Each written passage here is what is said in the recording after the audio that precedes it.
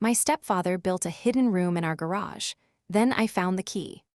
For 20 years, my stepfather kept a steel door hidden behind a fake wall in our garage. Whenever I asked about it, he said the same thing. Structural support. Don't mess with it. He said it so calmly that eventually everyone stopped asking. Everyone except me. Because I was 11 the first time I saw it. The garage had been half torn apart that summer. My stepfather, Owen, had decided it needed reinforcement, even though the house had stood perfectly fine for 30 years before he married my mother. For 3 weeks, he worked out there alone. No contractor, no permit, no explanation, just the sound of drills, hammers, and metal scraping against concrete long after midnight. Then one morning, the back wall of the garage looked normal again. Fresh drywall, fresh paint, a row of storage shelves placed neatly in front of it. But I had seen what was behind it, a gray steel door, a thick frame, a heavy padlock, and Owen standing in front of it with his hand flat against the metal like he was making a promise.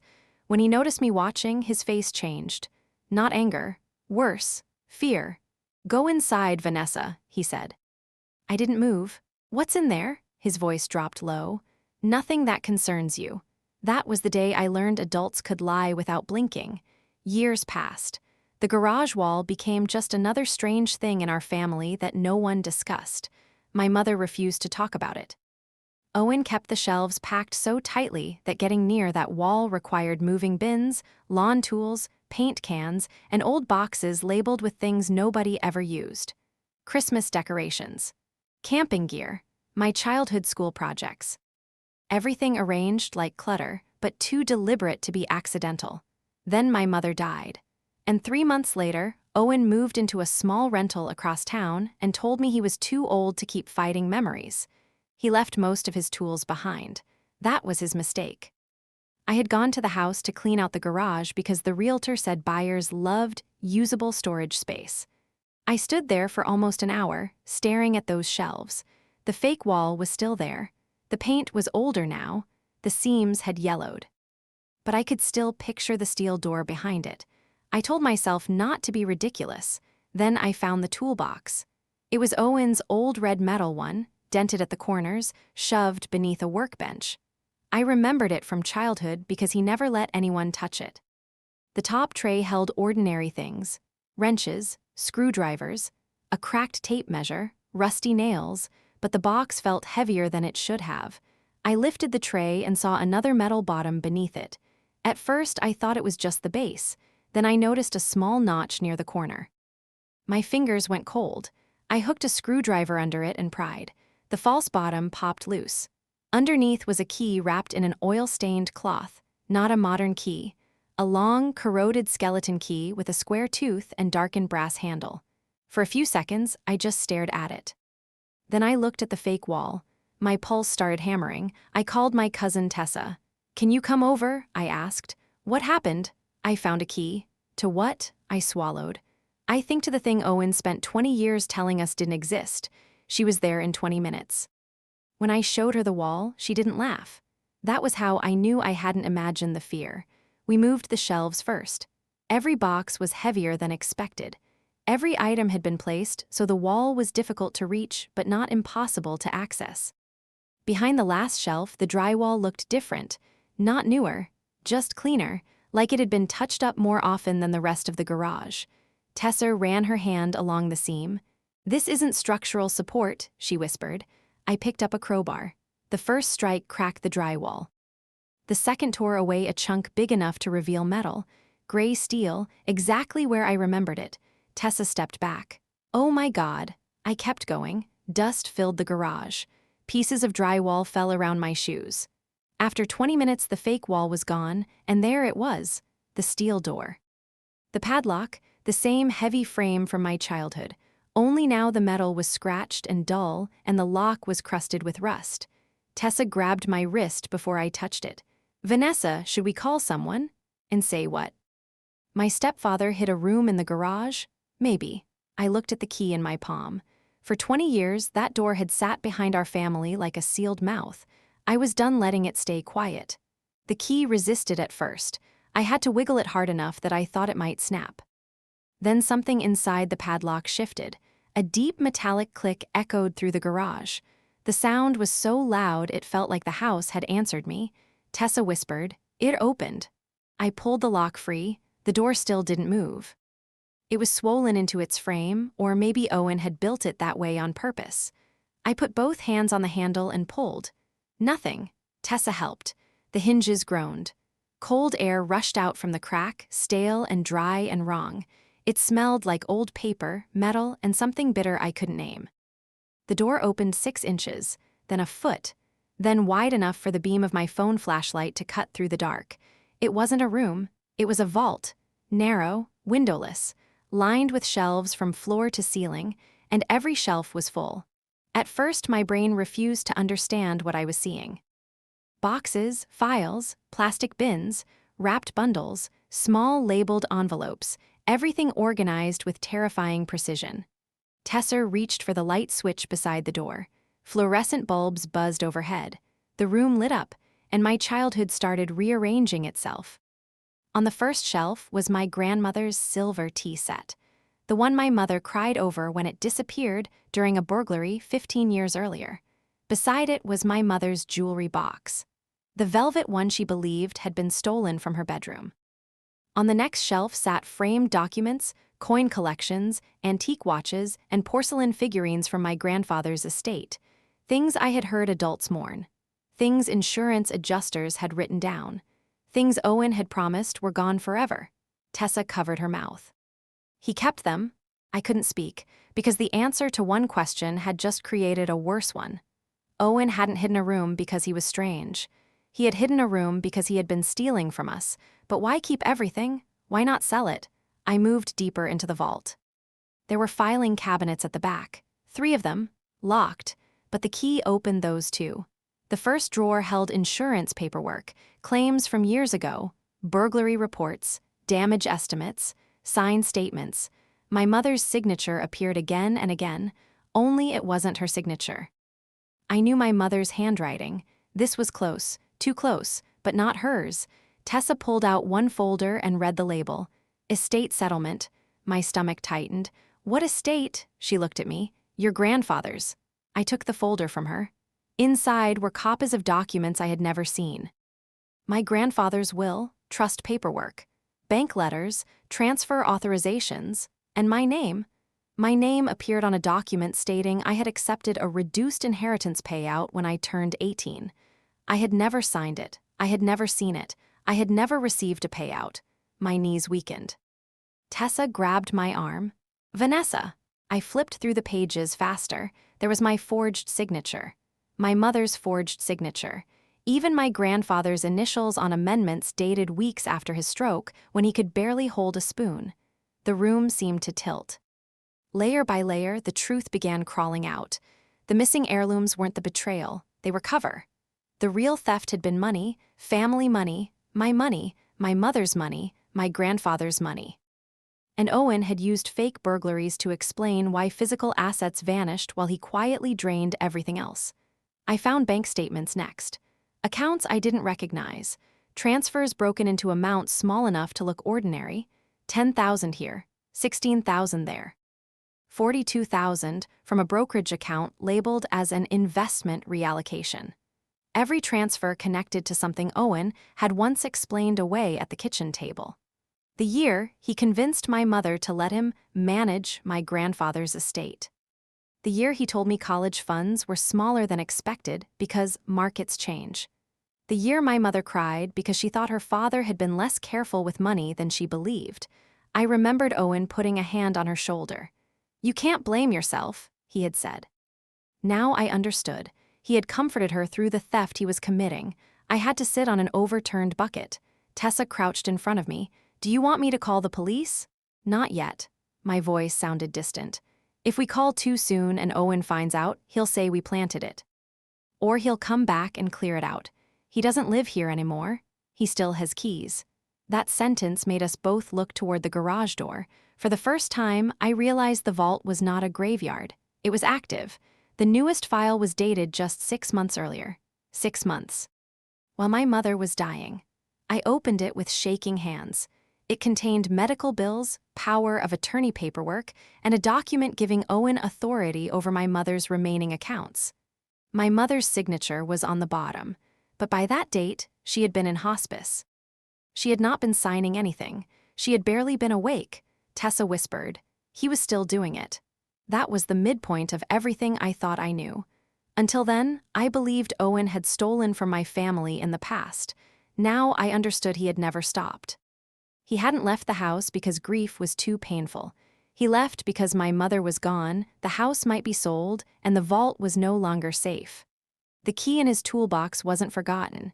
It was hidden, and somehow I had found it before he came back. We photographed everything, every shelf, every file, every label, every forged signature. Tessa filmed a slow video of the room from the doorway to the back cabinets. I called an attorney before I called the police. Her name was Patricia Reed, and she had handled my mother's final paperwork. When I told her what we found, she went silent for so long I thought the call had dropped. Then she said, "Do not remove anything from that room. Do not confront him. Do not let him know you know." My throat tightened. "Did you know about any of this?" "No," she said carefully. "But I had concerns." "What concerns?" she sighed. "Your stepfather pushed very hard to keep you out of your mother's financial affairs." I closed my eyes. Of course he had. After my mother got sick, Owen told me managing accounts would only upset her. He said she wanted peace. He said I should focus on being a daughter, not an accountant. I believed him because I wanted to. Because it was easier to trust the man pouring my mother soup than to wonder why he never let me see her bank statements. Patricia told us to wait at the house. She called the police herself. While we waited, I kept reading. That was when I found the box with my name on it. It sat on the bottom shelf, sealed with packing tape. I cut it open. Inside were birthday cards from my grandfather, letters, savings bonds, a small gold bracelet with my birthstone, and a handwritten note from my mother dated 2 months before she married Owen. "Vanessa's college and first home fund. Do not touch except for her future." I pressed the note to my chest and made a sound I didn't recognize. Tessa started crying. All my life, I thought my mother had been careless with money. I thought my grandfather had left less than everyone expected. I thought my dreams had been smaller because that was just life. But there had been money. There had been plans. There had been love set aside for me. Owen hadn't just stolen assets. He had stolen the proof that I was protected. Then I found the final drawer. It was different from the others. No financial labels. No bank statements. Just a folder marked with my mother's name. Inside was a stack of letters she had written but never sent. The first one was to me. My hands shook so badly Tessa had to help me unfold it. "Vanessa, if you ever feel like I chose him over you, please know I am trying to fix what I let happen." I stopped breathing. I read the next line. I found discrepancies in Dad's estate.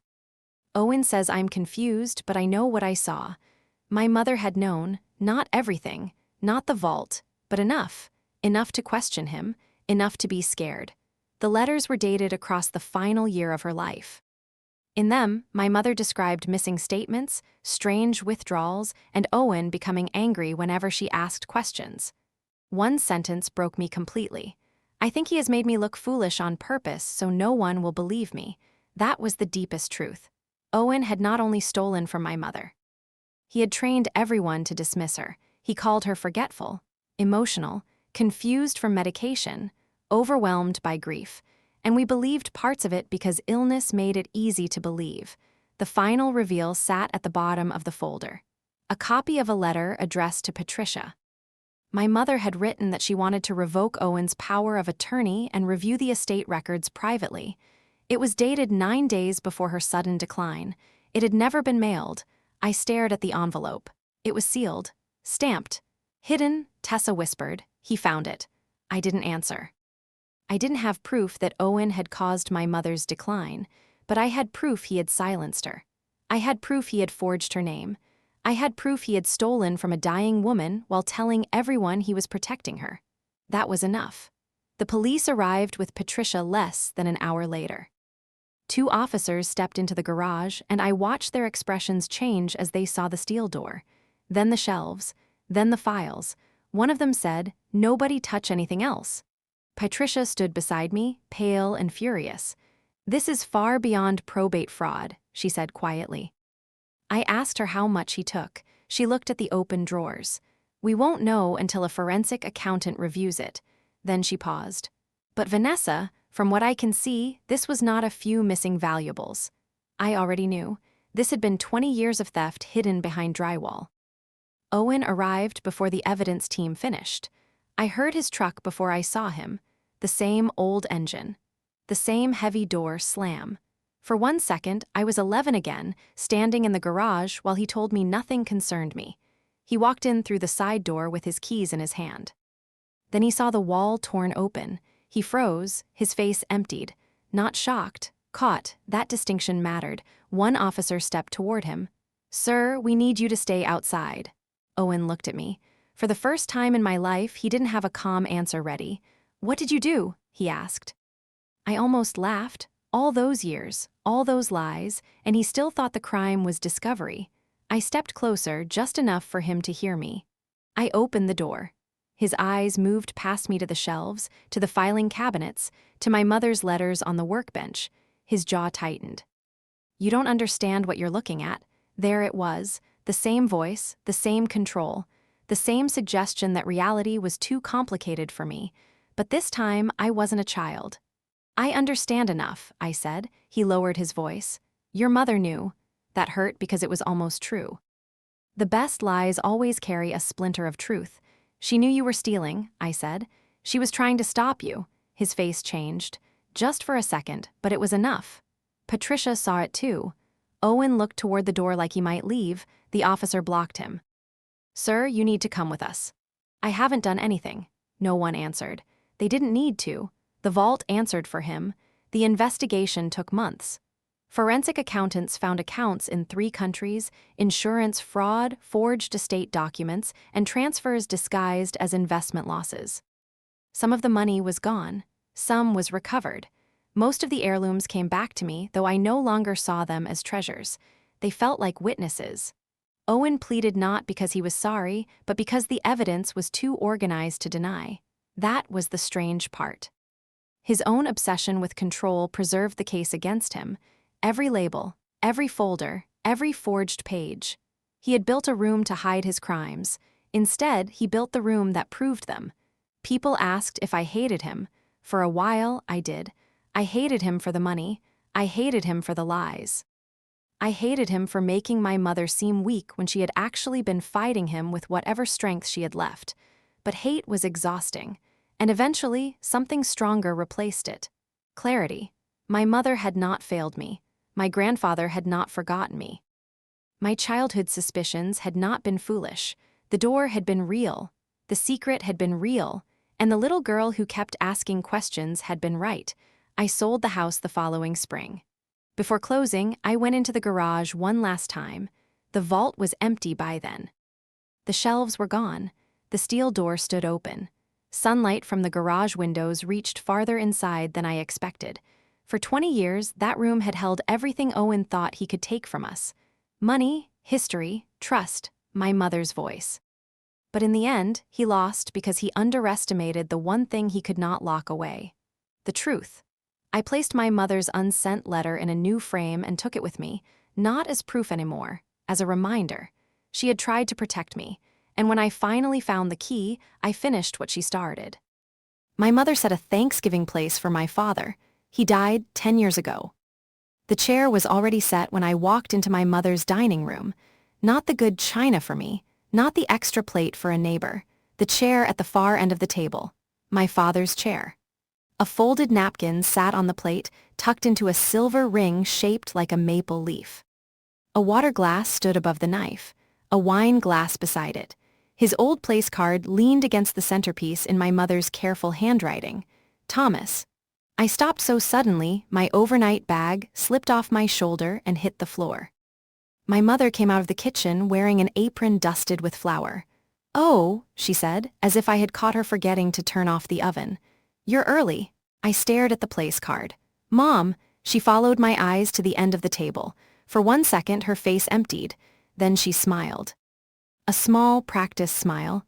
"I set too many places. You set Dad's place. Her hands moved to the towel at her waist.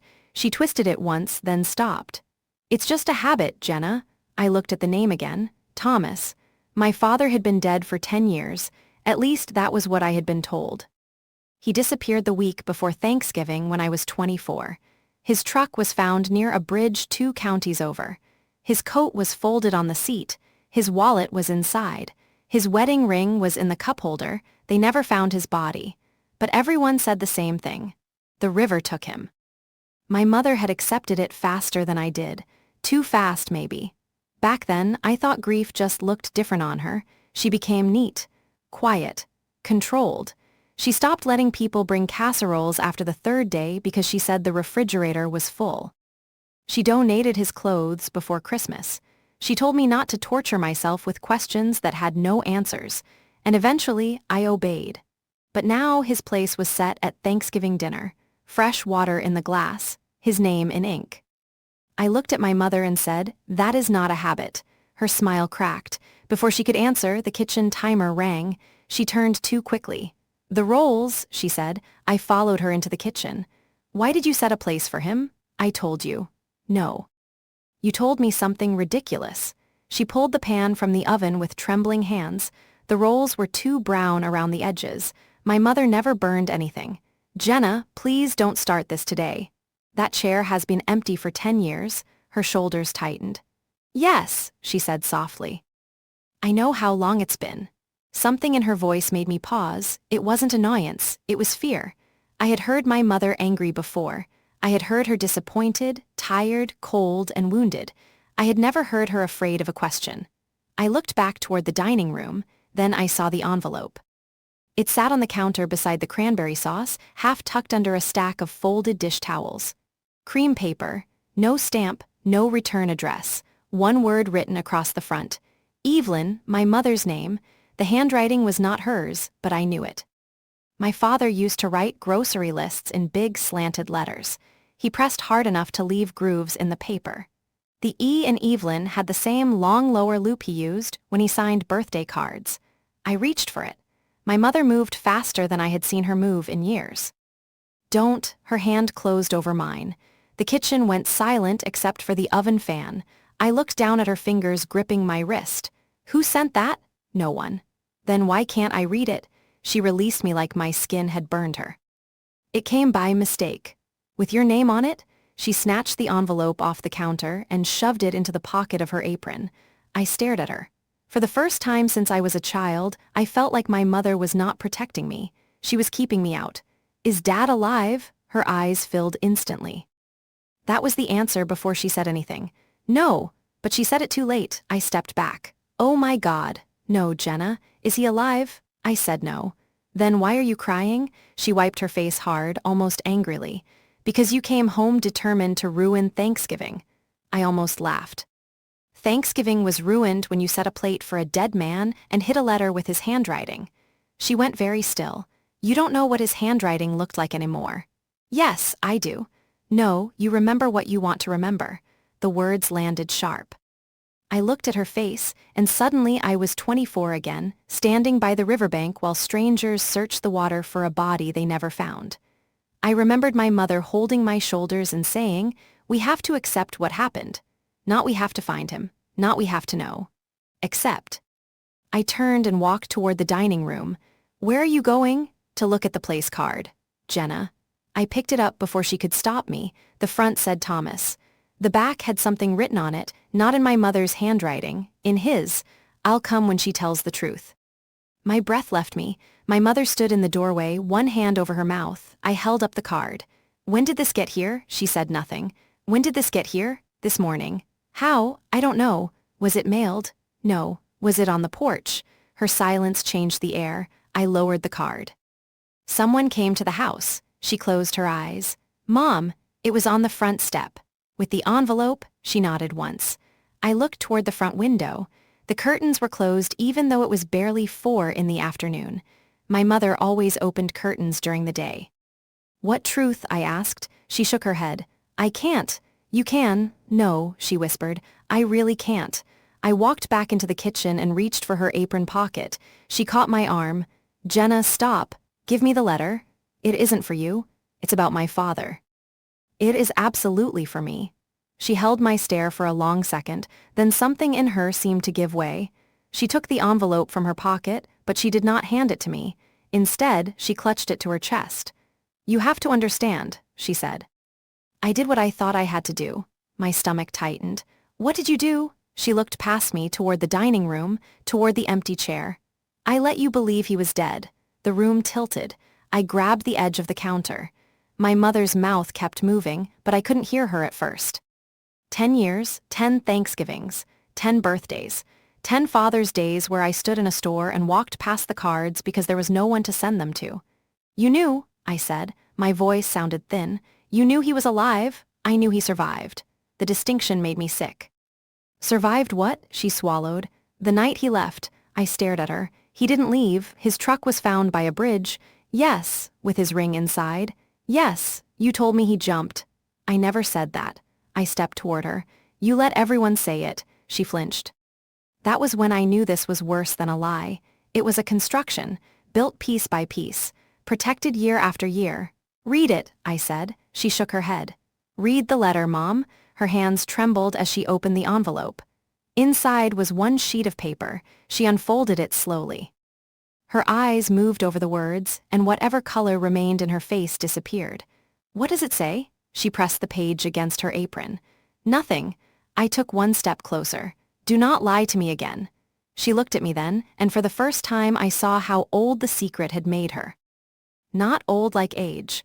Old like someone who had been carrying a box of stones and pretending it was empty. She handed me the letter. My father's handwriting filled the page.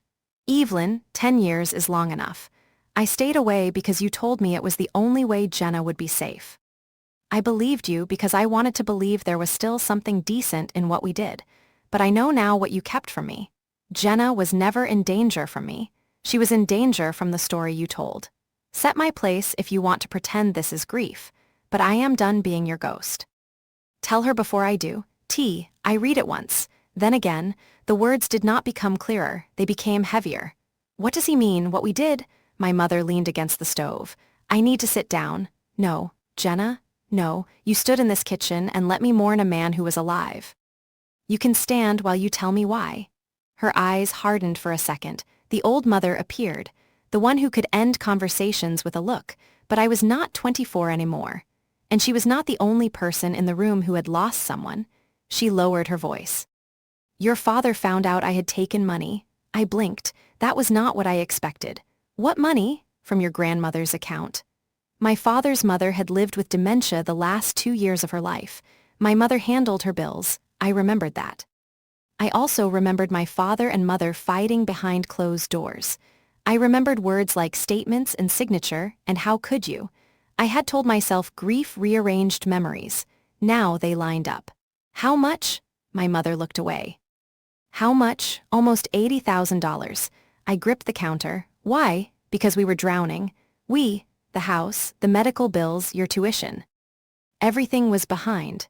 You stole from Grandma. I borrowed. She had dementia. I was going to put it back." I laughed once, not because anything was funny, because the word borrowed had no place in that kitchen.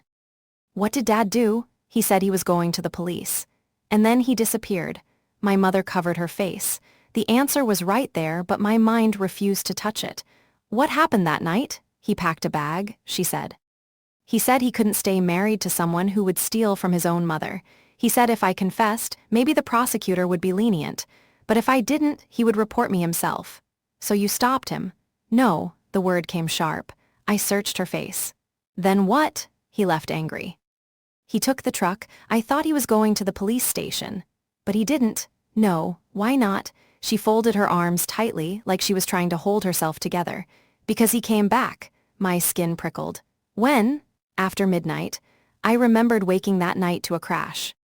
A sound like glass breaking. My mother had told me a shelf fell in the garage. I had believed her. "He came back for papers," she said. "Bank records, copies he had made. He said he wanted proof before he went in. And we fought." The word sat between us, not argued, fought. "Did you hurt him?" "No, Mom, I didn't." "Then why did he disappear?" She pressed her lips together. "Because I begged him." That was the first version, the version she could say. I waited. She looked toward the table again. I told him if he turned me in, you would find out everything. You would hate me, I would go to prison, the house would be gone, your grandmother's care would be questioned, your whole life would collapse. I shook my head. So he agreed to fake his death? No, not at first. What changed his mind? She closed her eyes. I told him you had helped me. The words were so quiet I almost missed them, then they hit. What? I told him some of the transfers went through your student account. I stared at her, but I didn't know. I know. You used my account? Only briefly. I felt cold all over. You framed me? No, she said quickly. I protected you. You used my name to steal from a woman with dementia. I moved money through your account because it was easier at the time. You were away at school. I still had access from when we set it up together. You made Dad think I was involved. I made him think reporting me would hurt you too. I stepped back from her. There it was, the first real answer. My father had not vanished because he was ashamed. He had vanished because my mother made him believe staying alive would destroy me. He loved you, she said, crying now. That was the point. He loved you more than anything. So you used me as a weapon. She did not deny it. The dining room clock ticked behind us. A slow, polite sound. As if time had not just cracked open. Where has he been? I don't know. I don't know exactly. He sent money for a while through a friend. Money for the account. To replace what you stole? She nodded. I felt another piece slide into place. After my father disappeared, my mother had paid off debts faster than she should have been able to. She said life insurance handled it. There had been no body, so there had been no life insurance payout. I remembered asking once. She had snapped, your father planned better than people knew. He had planned nothing. He had cleaned up her crime from exile. Did he contact you? A few times. And you never told me. He said I couldn't. I held up the letter. This says you told him staying away would keep me safe. Her face tightened again. I believed that.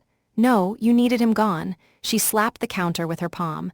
I needed this family to survive. I stared at her. What family? Her mouth opened, then closed, because there it was. The empty chair, the fake grief. The daughter who came home every year to keep her mother company, the dead husband who wasn't dead. The family had not survived. Only the lie had. I walked into the dining room and picked up my phone. What are you doing? Calling the number on the envelope. There isn't one? No, I turned the envelope over. But there might be a postmark or a camera. Her eyes widened. The porch camera. My mother had installed one 2 years earlier after a package went missing. I opened the app on my phone because I had set it up for her. She reached for me. Please don't. I stepped away. The app loaded slowly, too slowly. My fingers shook as I scrolled back through the morning footage. At 6:14 a.m., a man walked up my mother's front steps. Gray hair, dark coat. Shoulders slightly bent, he paused in front of the door like he knew every inch of it. Then he looked directly into the camera. My knees almost gave out. 10 years had changed him, but grief had not erased him. It was my father. He placed the envelope on the mat. Then, after a moment, he added the place card. He touched the door frame with 2 fingers before he left, like a goodbye or a warning. I watched it 3 times. My mother cried behind me. I did not comfort her. Where did he go? I don't know. He walked here. He's nearby, Jenna. Do you have his number? No. Email? No. Where did the money come from? She shook her head. I never asked. Of course you didn't. I replayed the footage and noticed something on his sleeve, a stitched logo, Harrow Lake Marina. My father had loved boats. Not owning them, fixing them. When I was little, he used to say engines made more sense than people because they only lied when someone damaged them first. Harrow Lake was 40 minutes away. I grabbed my keys. My mother followed me to the door. You can't go there. Watch me. He may not want to see you. That stopped me, because it was the first thing she said that might be true. My hand tightened around the keys. If he didn't want me to know he was alive, he wouldn't have looked into the camera. She covered her mouth. I opened the door. Cold air rushed in. Then she said, he doesn't know.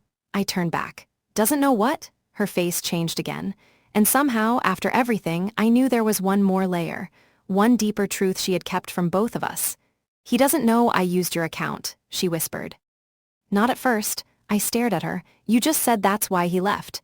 It was why he agreed to stay gone, but later, she gripped the door frame. Later what? Later he found out you were innocent. My chest hurt. How long ago? She didn't answer. How long ago, Mom? 3 years, 3 years. He had known for 3 years that I had not helped her. And he still didn't come back. My voice broke. My mother's face crumpled. I told him you hated him. The words were soft, almost childlike. I told him you believed he abandoned us. I told him seeing him would only hurt you more. I could barely breathe. You told me he was dead. I know. You told him I hated him. I know. You buried us both. She slid down against the wall until she was sitting on the floor. I was afraid, she said. I looked at my mother on the floor of the house. My father had once painted yellow because she said it looked cheerful. For 10 years I had thought grief made her lonely. Now I understood. Loneliness had been her punishment. But she had made sure I served it with her. I left without another word. The drive to Harrow Lake felt unreal. Families passed me in warm cars with pies on laps and children asleep in back seats. Houses glowed with porch lights. Every window looked like a life I understood from far away. Mine had been built on a missing man and a mother who confused possession with love. The marina was mostly closed when I arrived. A few boats sat under blue tarps. The office light was on. Rain had started, soft and cold, tapping against my windshield. I almost turned around, not because I didn't want the truth. Because I wanted my father to be exactly as I remembered him, and I knew that was impossible. The man on the porch camera had looked tired, and I was afraid some part of him had chosen the lie too. I stepped out of the car and walked toward the office. A bell chimed when I opened the door. The man behind the counter looked up from a ledger. For a moment, neither of us moved. His hair was almost completely gray. His beard was shorter than I remembered. There were lines around his eyes that had not been there before, but his eyes were the same.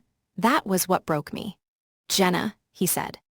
My name sounded like something he had been saving. I tried to speak. Nothing came out. He came around the counter slowly, like he was afraid I might run. Maybe he was right to be afraid. I looked at him and saw every birthday he missed, every voicemail I wanted to leave. Every Thanksgiving where I watched my mother carve turkey with steady hands. You're alive, I said, his face twisted. Yes. It was the worst answer, the best answer, the only answer. I slapped him. I did not plan to. The sound cracked through the small office. He took it without moving. Then I collapsed against him, and he held me while I cried like someone younger than myself. I'm sorry, he kept saying. I am so sorry. I wanted to hate him. Part of me did. But his hands shook against my back, and I knew guilt had aged him too. When I could finally breathe, I stepped away. Why didn't you come back? He wiped his face. At first, because I thought I was protecting you. And after, he looked down, because by then I was ashamed. That answer hurt because it sounded true. He closed the office door and sat across from me at a small wooden table. There were 2 mugs between us. He poured coffee with hands that still looked familiar. Strong hands, scar across the left thumb from when he cut himself fixing the porch railing. I didn't plan to disappear, he said. Not like that. Tell me everything. So he did. He told me he found the missing money in September, not November. He confronted my mother quietly at first. She cried, promised she would fix it, said she had borrowed from his mother's account because she was desperate and embarrassed. He gave her 2 months. She didn't fix it. She moved more money. That was when he made copies. That night, he said, I was going to the police. I swear to you I was. But you came back. I forgot one folder, the one with your account statements. I felt sick. She told me you knew, he said. She said you helped move money because you were scared of losing the house. I didn't believe her. Then she showed me transfers with your name attached. I never knew. I know that now. But not then. No, he stared into the coffee. I thought if I reported her, your name would be in it too. Maybe you'd be cleared eventually, but maybe not. I couldn't risk it. So you staged your death? He looked ashamed. She suggested it. Of course she had. She said if I disappeared, she could sell some things, replace the money quietly, and no one would look too closely. She said you would be safe. My mother had already passed, and I told myself no one was being hurt anymore. I was hurt. His eyes filled. I know, you left me with her. I know, you let me think you killed yourself. His face folded. I didn't know she told you that. She didn't have to. She let the bridge tell the story. He nodded once like he deserved that. She gave me updates for a while, he said. She said you were doing well, that you were angry but healing. Then, after a few years, she said you didn't want my name mentioned. I visited your grave. He flinched. There was no body. There was a stone. I didn't know. The anger in me shifted, not softened, shifted. My mother had not only hidden him from me, she had hidden me from him. 3 years ago, I said, you found out I was innocent. He looked at me sharply. She told you? She told me enough. His jaw tightened. I got a packet in the mail, no return address. Copies of the original transfers, notes, dates. Whoever sent it circled things I hadn't understood back then. It was obvious you had no idea. Your account had been accessed from your mother's computer while you were out of state. Who sent it? I don't know. That sounded like a convenient answer. I must have looked like I thought so, because he reached into a desk drawer and pulled out a folder. He placed it in front of me. I kept everything. Inside were copies of bank statements, printed emails, phone records, and a yellow sticky note, not dead, just useful. The handwriting was unfamiliar. Someone knew, I said. Yes, who? I think your mother's sister. Aunt Vivian. My mother's older sister had died the year before. She was not close to us. At least, that was what I had been told. I remembered her standing in the back at my father's memorial, arms crossed, watching my mother like she was waiting for a performance to end. Vivian knew. I think she suspected. She called me once about 5 years after I left, said Evelyn was still using my death to keep you close. My stomach turned. Why didn't she tell me? She said you weren't ready to believe it. I shook my head. That was not her choice. No, he said. It wasn't. The room went quiet. Rain blurred the window behind him. So why today? I asked. Because Vivian left me something. He opened another drawer and removed a small recorder. One of those little digital ones, he said. She mailed it to me through her attorney after she died. I didn't receive it until last month. What's on it? His expression changed. Pain, then anger. Your mother. He pressed play. At first there was static, then my aunt's voice. Tell me what happened, Evelyn. My mother's voice answered, younger but unmistakable. I told you. He left. Thomas didn't leave his daughter. He left me. Because you stole from his mother. A long silence. Then my mother said he was going to ruin everything. You mean he was going to tell the truth? He was going to take Jenna from me? How? He would have told her what I did. She deserved to know. No, she would have chosen him. My fingers curled around the edge of the table. The recording continued. My aunt said, so you made her grieve him instead? My mother's voice was cold. I made sure I didn't lose my daughter too. There it was, the deepest truth, not fear of prison, not money, not protection. My mother had let me mourn my living father because she could not bear being the parent I might leave. My father stopped the recording. Neither of us spoke. For 10 years, I had asked the wrong question. Why did Dad disappear? The real question was worse. What did Mom gain by making him stay gone? She gained me, my guilt, my loyalty, my holidays, my pity, my phone calls every Sunday. My promise never to let her be alone on Thanksgiving. The empty chair had never been for my father. It had been for the truth. And this year, the truth finally sat down. I looked at my father. What happens now? He rubbed both hands over his face. I'm going to the police. I nodded. And Mom? She'll have to answer for what she did. I waited for the part of me that wanted to protect her to rise up. It did, a small, frightened part, the daughter trained by years of careful sadness. But another part rose stronger, the woman who had spent 10 years loving a ghost. I'm going with you, I said, his eyes lifted. You don't have to. Yes, I said. I do. We drove back together. His truck smelled like motor oil and peppermint gum. That nearly broke me again. My father had always kept peppermint gum in the console. He offered me a piece without thinking, then froze as if the old gesture had betrayed him. I took it. We did not talk much on the way. There was too much to say and no clean place to begin. When we pulled into my mother's driveway, every light in the house was on. Through the front window, I could see the dining room table. The food was still there. The candles had burned low, and my father's chair waited at the end. My mother opened the door before we knocked. When she saw him, her face changed so completely I almost felt sorry for her. Almost. Thomas, she whispered. He stood beside me. Evelyn, she looked from him to me. You brought him here. No, I said. You did. Her eyes filled. Jenna, please. We can talk about this? We are done talking in pieces. My father stepped inside slowly. He looked around the house like a man visiting a museum of his own life. His eyes stopped on the mantel, on the framed photo from my college graduation, on the urn beside it, not his ashes, of course. Decorative stones from the riverbank. My mother had made a shrine out of evidence. He looked away. She followed his gaze and started crying harder. I didn't know what else to do. Yes, you did, he said. You chose not to do it. I was scared. You were selfish, she recoiled. Then she turned to me.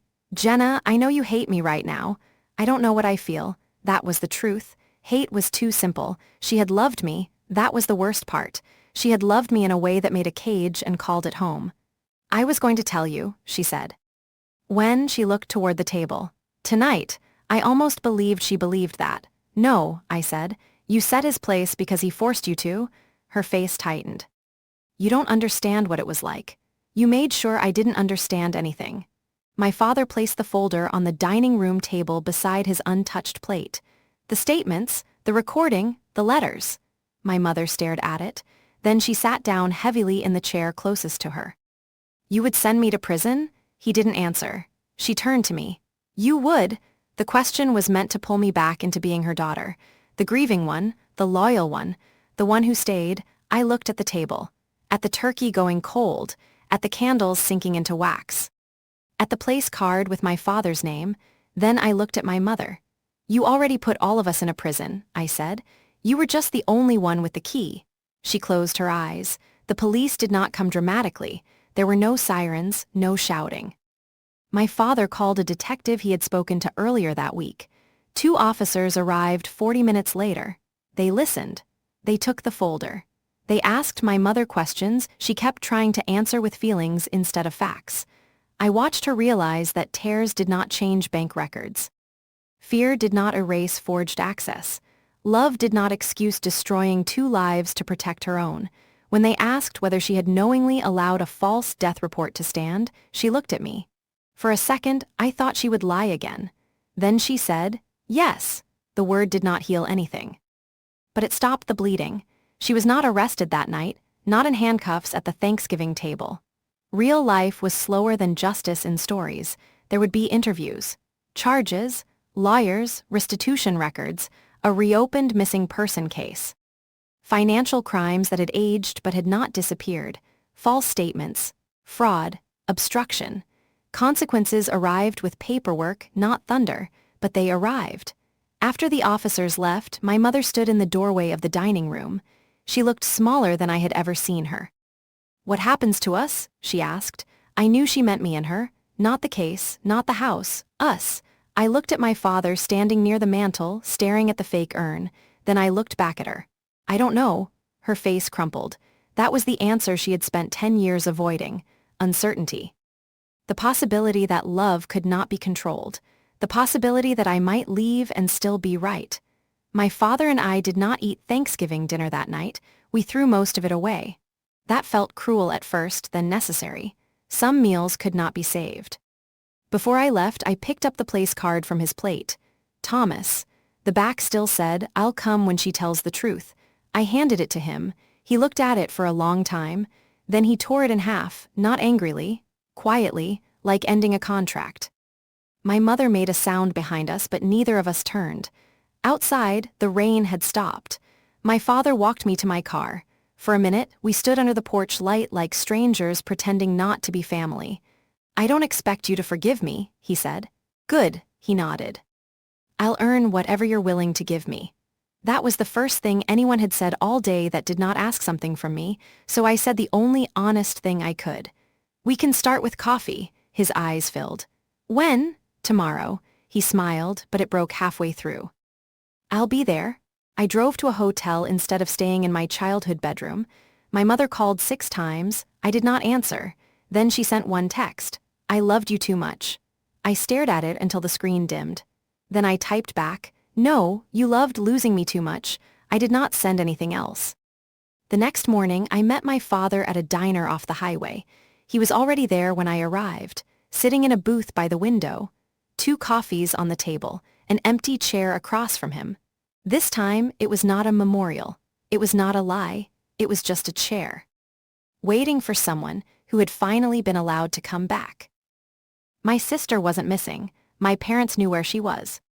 My sister disappeared on a Tuesday morning. That was how my parents always told it. She left for work at 7:15, wearing her blue coat, carrying the lunch my mother packed for her, and she never came home. For 12 years, that was the story. For 12 years, I believed my sister had vanished from the world. Then I found the birthday card. It was tucked behind a loose drawer in my mother's sewing table, sealed in a yellowed envelope with no stamp.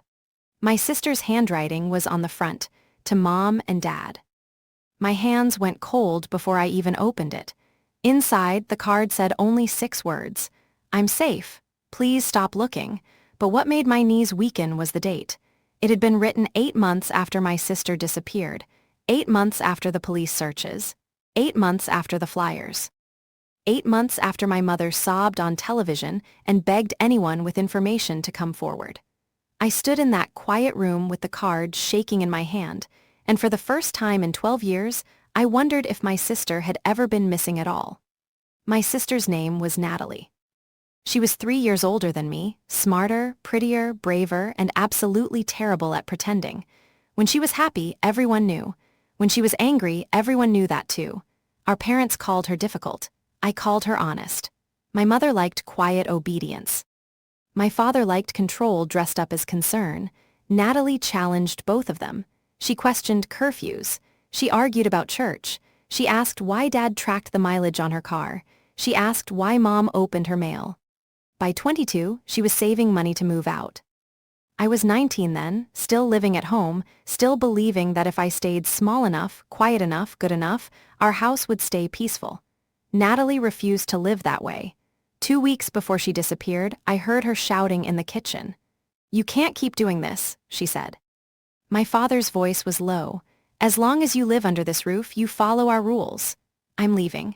My mother cried out like Natalie had slapped her. You don't mean that. I do, Natalie said, and you both need to accept it. That was the last real argument I remembered. Then she was gone. The morning she disappeared, Mom came into my bedroom before sunrise. Her face looked strange, not scared exactly, more like she had already been scared for hours and had run out of energy. Natalie didn't come home last night, she said. I sat up, confused. What do you mean? She's missing. That word became the center of our family. Missing? Police came. Neighbors searched. Her face went on flyers and local news. My parents became grieving parents before anyone had found a body. My mother kept Natalie's room exactly the same. My father stopped saying her name unless he was talking to detectives. I learned not to ask too many questions. When I did, my mother would say, some wounds don't need fingers poked into them. So I stopped poking. Years passed. I moved out. I got married, divorced, rebuilt myself, and still carried my sister's disappearance like a stone in my chest. Every birthday, I lit a candle. Every Christmas, my mother placed Natalie's stocking on the mantle. Every time an unidentified woman was found within 3 states, I checked the news with a sick feeling in my stomach. Then my father died. He had a stroke in the garage, and by the time Mom found him, he was gone. After the funeral, I helped my mother sort through his things. She had grown smaller over the years, but grief made her sharp. Don't touch the locked cabinet in the den, she told me. I looked up from a box of old tax folders. Why? Your father kept personal papers there. Mom, he's gone. Her eyes hardened. I said don't touch it. That was the first crack, not the card, not yet, just that look, fear hiding behind authority. A week later, Mom fell in the bathroom and broke her hip. While she was in rehab, she asked me to bring her a robe from home. I went back to the house alone. That was when I found the card. I had opened the sewing table looking for spare buttons, the drawer jammed. When I pulled it harder, something slipped behind it and fell to the floor. A sealed envelope, Natalie's handwriting. For a few seconds, I could not move. Then I opened it. I'm safe. Please stop looking. I read it again and again until the words blurred. The date was impossible. I drove straight to the rehab center with the card in my purse. Mom was sitting in bed, watching a game show with the sound too low. When she saw my face, she muted the television. What happened? I took out the card. Her expression changed before she could stop it, not confusion, recognition. "Where did you find that?" she whispered. "In your sewing table." Her mouth tightened. "You had no right going through my things. My sister wrote to you 8 months after she disappeared." Mom looked toward the window. She was confused. Confused people don't mail birthday cards. She didn't mail it. That slipped out too fast. I stepped closer. "How did you get it?" Mom closed her eyes. "I don't want to talk about this. You knew she was alive." She asked us not to tell anyone. "Anyone," I said.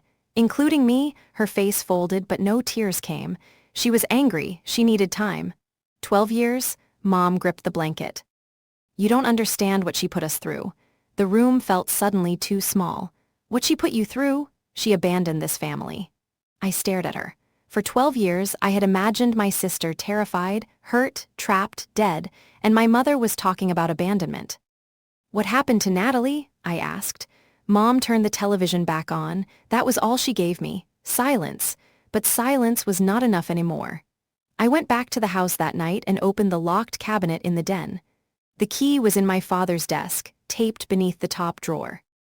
Inside were folders, insurance papers, old bank statements, police reports, and a small bundle of letters tied with twine, all from Natalie, all addressed to my parents. My heart pounded as I untied them.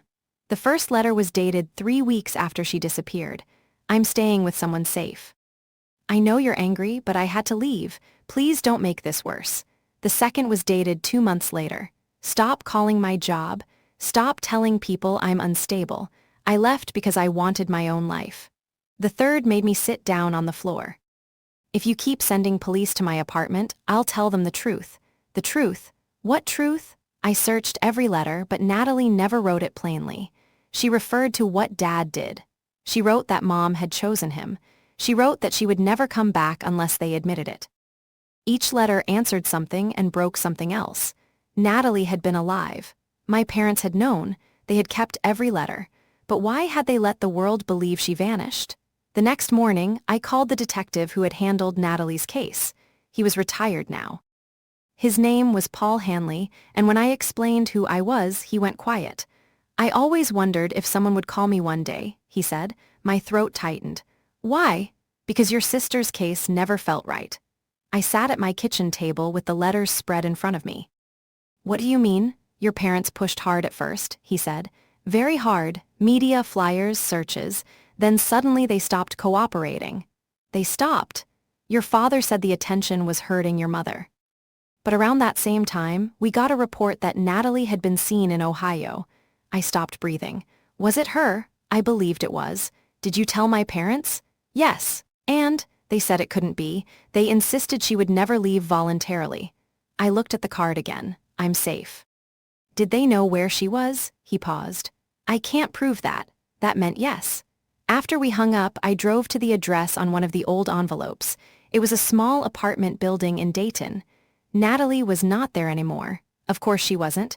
12 years had passed. But an older woman in apartment 2B remembered her. She was sweet, the woman said.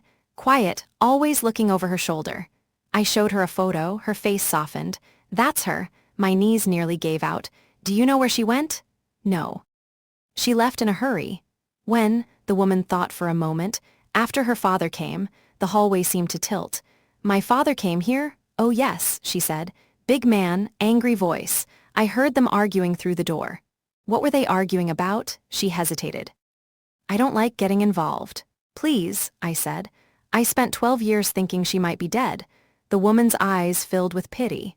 She kept saying, "You already took my money. You don't get to take my life too." My father had taken her money. That was the next layer. Not just control. Not just hiding, money. I drove home with my hands locked around the steering wheel. Natalie had saved for years to leave. I remembered that. She worked double shifts, babysat on weekends, kept cash hidden in a coffee tin under her bed. After she disappeared, Mom told me Natalie must have taken it all. "She planned this," she said back then. "She ran away and left us to suffer." But now I wondered if Natalie had taken anything. At home, I went through the bank statements in Dad's cabinet. Most were ordinary. Then I found one from a credit union I had never heard of. Natalie's name was on the account, so was my father's. Joint savings. The balance 6 months before she disappeared was $18,742. The balance 1 week after she vanished was $112. I stared at that number until rage rose in my throat. My father had drained her account, but the withdrawal slip had 2 signatures. One was his, one was Natalie's, except I knew my sister's handwriting, and that signature was wrong. I made copies of everything and drove to the rehab center again. Mom was eating soup from a plastic bowl. I placed the bank statement on her tray. Dad stole Natalie's savings. The spoon trembled in her hand. Your father handled finances. Don't do that. She looked at me sharply. Don't speak to me that way. You knew where she was. You knew he took her money. You let me believe she was dead. She wasn't dead. No, I said. She was erased. Mom pushed the tray away. You think you understand because you found some papers. I found her letters. That landed. Her face went pale. All of them? She asked. Enough. For the first time, she looked afraid of me, not angry, afraid. What did Dad do? I asked. Mom turned her face away. He was trying to protect this family. From Natalie, from scandal. That word sat between us like poison. Scandal, I waited. Mom pressed her lips together, but grief and age had weakened the walls she spent a lifetime building. She was going to accuse him. Of stealing, her eyes flicked toward mine. Of more than that. My stomach clenched. What does that mean? It means your sister was dramatic. I stood so fast the chair scraped the floor. No, you don't get to bury her again with one ugly word.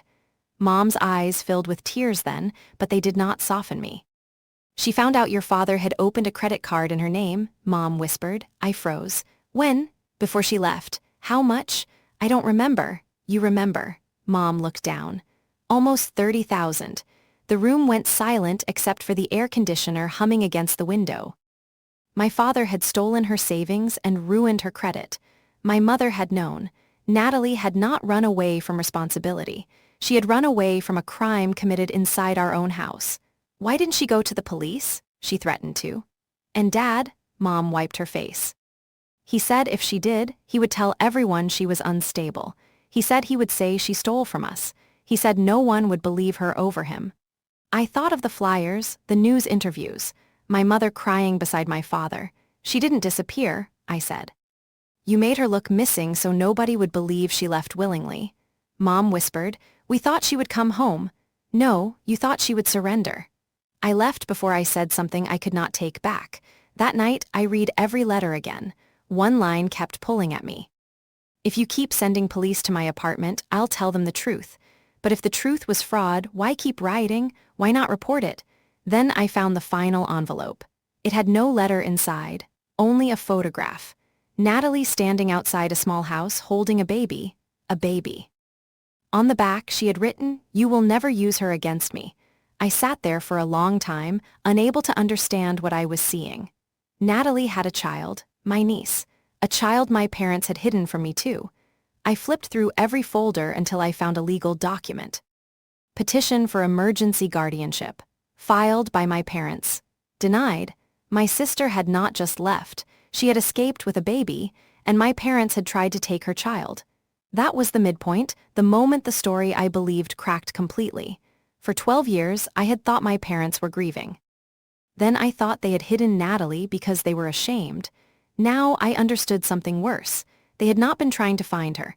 They had been trying to force her back under their control. The next letter explained why. It was tucked inside my father's Bible, of all places. Natalie wrote it to Mom. I know Dad told you the baby's father abandoned me. He didn't. I left him off the paperwork because Dad threatened to call him and lie. I will not let either of you drag another person into this. The baby's father. Another person my parents had lied about. But I did not need to find him to understand the betrayal. The center was still the same. My parents had known Natalie was alive. They had hidden the truth because the truth exposed them. I hired an attorney 2 days later, not because I wanted money, because I wanted records. The attorney helped me request old case files, credit reports, and court documents. It took weeks. During those weeks, Mom came home from rehab. She called me every day at first. I didn't answer. Then she left voicemails. Your father made mistakes. Families should not be destroyed over old pain. Natalie hurt us too. The last one was different. If you keep digging, you may not like what you find. She meant it as a warning. I heard it as a confession. The court file arrived on a Friday afternoon. I opened it at my kitchen table. My parents had claimed Natalie was mentally unstable, unemployed, and living in unsafe conditions. They claimed the baby was in danger. They included statements from 2 people at their church. They included a letter from my father saying Natalie had a history of lying. And then I found the page that made me cry.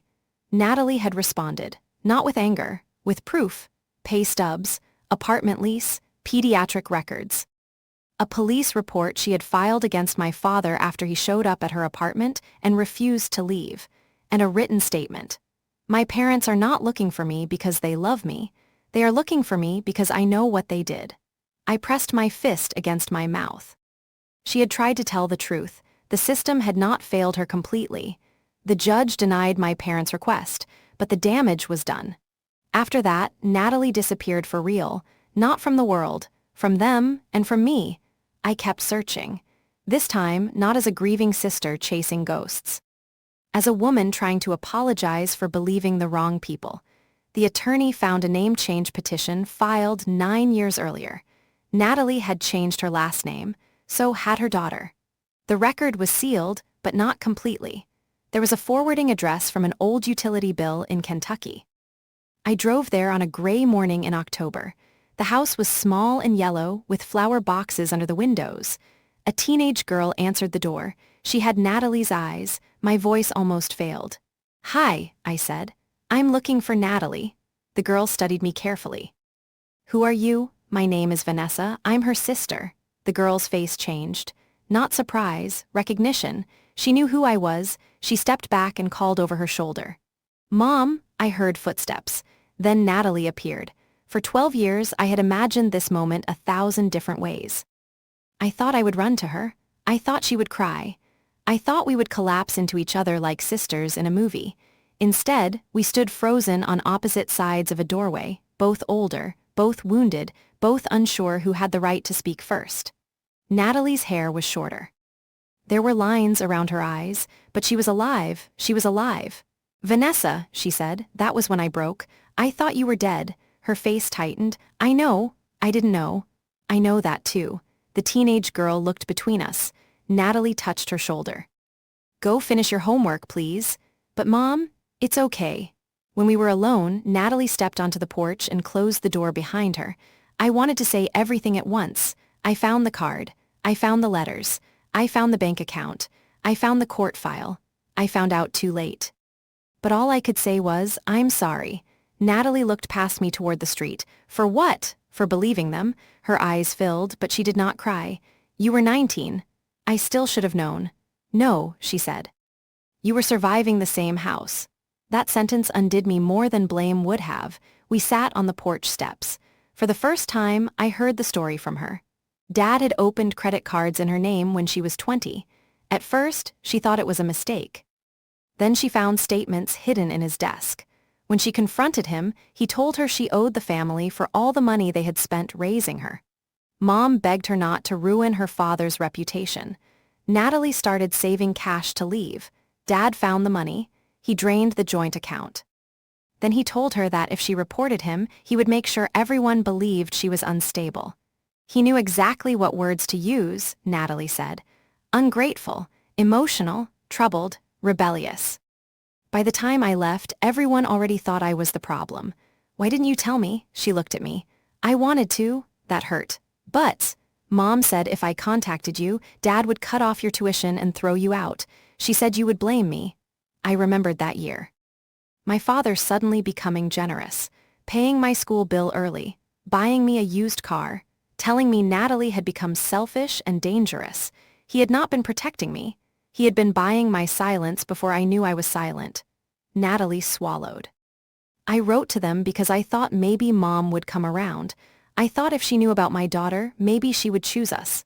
And instead they filed for guardianship. Her jaw tightened. Yes. Why didn't you ever write to me after that? Because after the petition, I understood. There was no family left to appeal to, there was only escape. We sat there as the sky darkened. I told her dad was dead. She closed her eyes. Not grief, not relief, something more complicated. Then I told her mom was still alive. Natalie said nothing. She still says you abandoned us, I said. Natalie gave a small, bitter laugh. I left a burning house. They called it abandonment because they were still inside holding matches. I stayed for 2 hours. I met my niece, Sophie. She was cautious but kind. She knew the simple version. Her mother had left unsafe people. That was enough. Before I left, Natalie handed me a copy of a folder. I kept everything, she said. Why? In case they ever came back. I looked down at the documents, credit reports, police records, letters, a copy of the denied guardianship petition, and one audio recording. What's this? Natalie's face hardened. The last time Dad came to my apartment. I listened to it alone in my car. My father's voice filled the small space. You think anyone will believe you? Natalie said. I have records. You have nothing without family. I have my daughter. Then my mother's voice, soft, pleading, cruel in the way only pleading can be. Just come home, let us help with the baby. We can fix the money later. Natalie said. You mean hide it? Mom replied. I mean survive it. Then Dad said the sentence that explained everything. If you make me look like a criminal, I'll make you look missing. I stopped the recording. For a moment, I could not breathe. There it was. The final truth? Natalie's disappearance had not been panic. It had not been misunderstanding. It had been a plan. My father created a missing daughter so no one would look too closely at the daughter who escaped. My mother helped because protecting him mattered more than protecting her child. The flyers, the interviews, the tears, the candlelight vigils, all of it had been camouflage. They had turned Natalie into a tragedy so they would not be exposed as criminals. And they had turned me into a mourner so I would never become a witness. I drove straight to my mother's house. She was in the living room, folding towels.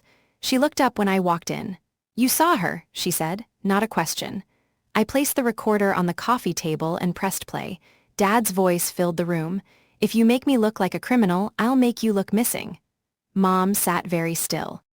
When the recording ended, she whispered, Your father was angry. No, I said. He was honest. Her hands shook around a towel. You don't know what it was like being married to him. You're right, I said. I don't. Her eyes lifted, hopeful for pity. Then I said, but I know what it was like being raised by both of you. She flinched. I did what I had to do. No, Natalie did what she had to do. You did what was easier. Mom began to cry then. Real tears, maybe, but I had spent too many years mistaking tears for truth. She took my granddaughter, Mom said. I stared at her. She saved her daughter. She poisoned her against us. You filed papers to take a baby from her because she wouldn't hide Dad's crimes. Mom covered her face. He would have gone to prison. He should have. The words came out calm. That surprised both of us. I told her I had copies of everything. I told her I was giving them to Natalie's attorney. I told her I was requesting that the police file be amended so Natalie was no longer listed as a missing person under suspicious circumstances. Most of all, I told her the family story was over. The lie would not be repeated at holidays. Natalie's name would not be spoken like a wound she caused. And I would not protect my mother from the truth just because she had protected my father from consequences. Mom looked at me with wet, furious eyes. You're choosing her. I thought about that for a moment. Then I said, no, I'm choosing reality. The consequences did not arrive all at once. They rarely do. There was no dramatic arrest at midnight. My father was dead, and some statutes had expired. But Natalie's attorney helped correct records. The old missing person file was closed properly. The credit fraud was documented. My mother's role in the false guardianship petition was exposed to the people who had helped her. The church friends who once gave statements quietly backed away. For the first time in 12 years, my mother had to live in a world where people knew. Not everyone. Enough. Natalie did not want a public war. She did not want news cameras or revenge. She wanted her name back. She wanted her daughter safe. She wanted the truth written somewhere official so she could stop carrying it alone. I respected that. My relationship with my mother ended slowly, then all at once. She called me cruel. She said I had been manipulated. She said Natalie had always known how to turn people against her. The old words. The old story, but they no longer worked. I stopped answering. The first Christmas after I found Natalie, I did not go to Mom's house. I drove to Kentucky. Natalie warned me it might be awkward. It was. We were sisters and strangers. We burned biscuits. We talked too carefully. Sophie watched us like she was trying to decide whether I was safe. I didn't blame her. Trust is not restored because blood says it should be. It is rebuilt in small, ordinary moments. I showed up when I said I would. I did not push. I did not ask Natalie to forgive faster than she could. Sometimes we talked about childhood. Sometimes we didn't. Sometimes she laughed like the sister I remembered, and for one bright second, I could see who she might have been if our parents had not spent years making her survival look like betrayal. One evening, months later, Natalie and I sat on her porch while Sophie slept inside. She handed me a cup of tea and said, "Do you still hate yourself for not knowing?" I looked down. "Sometimes. You were lied to. So were you?" "Yes," she said, "but I knew I was being lied to." "That changes things." I nodded. Then she said, "I'm glad you found the card." "Why did you send it?" Natalie smiled sadly. "Because part of me still wanted a mother." That was the wound under everything, not money, not reputation, not control. A daughter had wanted her mother to love her enough to tell the truth, and her mother hadn't. I thought about the birthday card hidden in the sewing table, not thrown away, not answered, just hidden. That was my mother's entire life in one gesture. Keep the evidence, hide the truth, call it love. A year after I found the card, Natalie and I visited the police station together.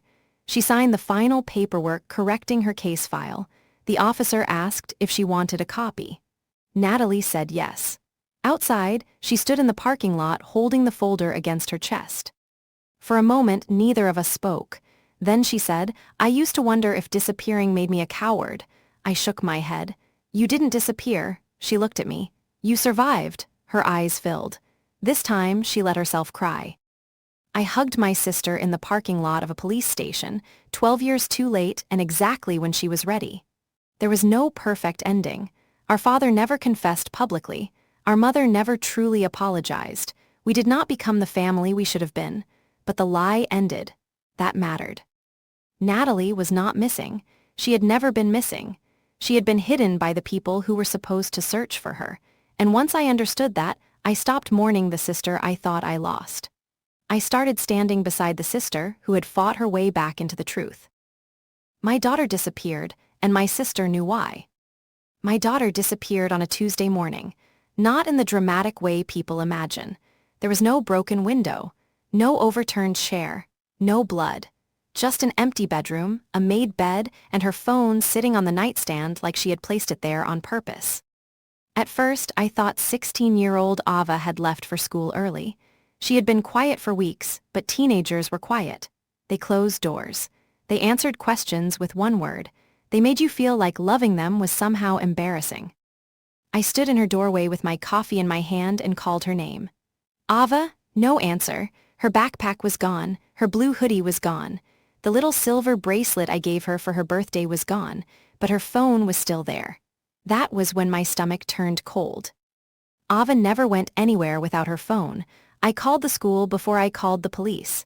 The receptionist's voice changed the second she checked attendance. "She isn't here, Mrs. Nolan." I gripped the counter. "Are you sure?" She wasn't in homeroom. I don't remember hanging up.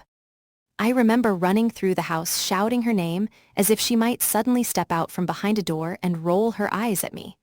I remember opening her drawers. I remember checking the garage. I remember standing in the laundry room with one of her socks in my hand, realizing I had no idea where my child was. The police came 40 minutes later. They asked if we had argued. I said no. Then I said yes. Then I said, not really. Because how do you explain the slow, awful distance that grows between a mother and daughter without one big fight to point to? Ava had been pulling away from me for months. She stopped telling me about school. She stopped singing in the shower. She stopped asking to drive to the grocery store for practice. When I asked what was wrong, she said, "Nothing." When I pushed, she said, "You wouldn't understand." The officer wrote that down. I hated him for it. By noon, my sister Vanessa was in my kitchen. She arrived with wet hair, no makeup, and worry all over her face. "Oh my God," she whispered, pulling me into her arms. "What happened?" "I don't know." She held me while I shook. Vanessa was 2 years older than me, but she had always acted like the family emergency contact. When our father died, she handled the funeral home. When Mom broke her hip, Vanessa moved into her guest room for 3 weeks. When my husband left, Vanessa was the one who sat beside me on the bathroom floor and said, "You will survive this." So when Ava disappeared, I let myself collapse into her. "I'll help you find her," Vanessa said, and I believed her. For the first 24 hours, everyone believed Ava had run away. The police said most missing teenagers came home within a day or two. That sentence made me want to scream. Most, not all. I searched Ava's room again that night. This time slowly. The police had already looked, but they didn't know my daughter. They didn't know which notebooks mattered. They didn't know she hid birthday cards under her mattress. They didn't know she kept old movie tickets in a purple box on her dresser. I found nothing under the mattress. Nothing in the purple box. Then I opened the bottom drawer of her desk and noticed something strange. Her old sketchbook was missing. Ava drew when she was upset. She had not shown me a drawing in months. I sat on the floor and pulled out every notebook, every folder, every loose paper. At the very back of the drawer, taped underneath the wood, was an envelope. My hand started shaking before I opened it. Inside was a folded piece of paper with one sentence written in Ava's handwriting. "Ask Aunt Vanessa what Mom did." I stared at those words until they blurred. Then I read them again. "Ask Aunt Vanessa what Mom did, not Dad, not some boy, not a stranger, me." I drove to Vanessa's house so fast I barely remembered the road. She opened the door wearing pajamas. "What is it?" I held up the note. Her face changed. It was only for a second, but I saw it. Fear. Then she covered it with confusion. "What is that? Don't do that. Rachel, don't say my name like I'm fragile. Ava left this hidden in her room." Vanessa reached for the paper. I pulled it back. "What did I do?" She looked past me toward the dark street. "Come inside." "No, please. Where is my daughter?" "I don't know." The answer came too fast. I stepped closer. "Then why are you scared?" Vanessa's eyes filled with tears. "I'm scared because she's missing." "No, you knew what that note meant." She pressed her lips together. For the first time in my life, my sister looked like someone deciding which lie would hurt least. "I think Ava was upset about something from the past," she said. "What past?" She asked me questions. "What questions?" Vanessa swallowed. "About her father." The porch light buzzed above us. My ex-husband, Paul, had left when Ava was 9. That was the story everyone knew. He packed 2 suitcases, kissed Ava goodbye, and told her he had to work out of state for a while. Then the calls became less frequent. The visits stopped. The birthday cards stopped. Eventually, I told Ava the gentlest version of the truth. Her father had chosen a different life. It broke something in her. It broke something in me too. "What about Paul?" I asked. Vanessa looked down. Ava found an old photo. "What photo?" "One from before she was born." I almost laughed because it made no sense. "That's why she ran away?" "No," Vanessa said quietly. "That's why she started asking questions." I felt the air leave my lungs. "What questions?" Vanessa didn't answer. I grabbed her arm. "What questions?" She flinched. And that flinch told me there was something to hide. I drove home with the note on the passenger seat and a horrible thought forming in my mind. Ava had not simply run away. She had run from something, and my sister knew what it was. The next morning, the police came back. They had found Ava's backpack. It was behind a bus station 20 miles away. Empty, no wallet, no clothes, no sketchbook. Just her math textbook and a granola bar she hated. The officer said it looked like she had switched bags. "Switched with who?" I asked. "We don't know." Vanessa was standing beside me when he said it. I felt her body go still. After the officer left, I turned to her. "You knew about the bus station." "No, I didn't." "You didn't ask where. You didn't react. You already knew." "That's not fair. My daughter is missing." "I am done being fair." Vanessa rubbed her forehead. "She called me." The room tilted. "When?" "The night before she left." I could barely hear my own voice. "And you didn't tell me?" "She made me promise." "She is 16. She was terrified." "Of what?" Vanessa's mouth opened, but nothing came out. I stepped toward her. Where is she? I don't know exactly. Exactly. That word landed between us like a confession. I whispered, "What did you do?" Vanessa started crying.